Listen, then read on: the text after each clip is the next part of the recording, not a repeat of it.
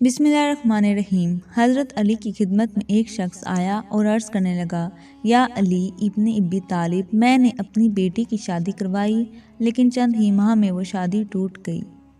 آج کل لوگوں کا پتہ ہی نہیں چلتا، بظاہر تو بڑے اچھے لگتے ہیں لیکن رشتے رکھنے کے بعد اصل چہرہ ظاہر ہو جاتا ہے۔ کیا کوئی ایسا عمل نہیں جس سے ہم شادی سے پہلے ہی دیکھ سکیں کہ یہ لڑکی یا لڑکا شادی کرنے کے قابل ہے یا نہیں؟ اس پر حضرت علی نے فرمایا، اگر تم اپنی بیٹی کے لیے رشتہ دیکھ رہے ہو تو تم لڑکے میں یہ دیکھو، جو لوگ اس سے مرتبہ میں کم ہیں، حیثیت میں کم ہیں، اگر ان کی عزت کرتا ہے، ان کا خیال رکھتا ہے تو سمجھ جاؤ یہ زندگی میں ایک اچھا شوہر بھی بنے گا اور اپنی بیوی کا بھی خیال رکھے گا۔ لیکن اگر جو رتبے میں اس سے بڑے ہیں ان کی تو عزت کرے، لیکن جو رتبے میں کم ہیں ان کا احساس نہیں کرتا، تو سمجھ جانا کہ یہ انسان تمہاری بیٹی کے لیے صحیح نہیں۔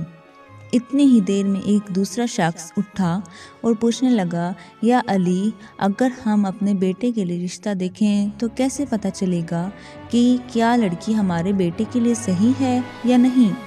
اس پر حضرت علی نے فرمایا، جب اپنے بیٹے کے لیے رشتہ دیکھنے جاؤ تو لڑکی سے چند سوال پوچھو اور تھوڑی دیر گفتگو کرو۔ اگر لڑکی صرف اپنی خوبیاں بتاتی رہے اور ہر وقت اپنی ہی تعریف کرتی رہے تو سمجھ جانا یہ لڑکی خود پسندی کے دلدل میں گرفتار ہے۔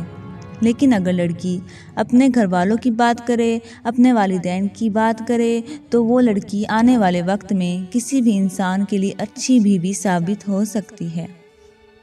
اور اگر کوئی انسان ان دونوں اعمال کے بعد بھی گھبرانے لگے اور فیصلہ نہ کر سکے تو وہ گھر آ کے 27 مرتبہ سورۃ کوثر پڑھے اور سو جائے۔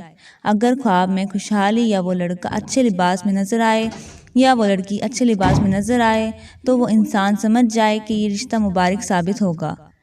لیکن اگر خواب میں آگ یا خون یا اس لڑکی یا لڑکے کا خراب روپ دیکھے تو پھر وہ رشتہ بہتر ثابت نہیں ہوگا۔ جزاک اللہ۔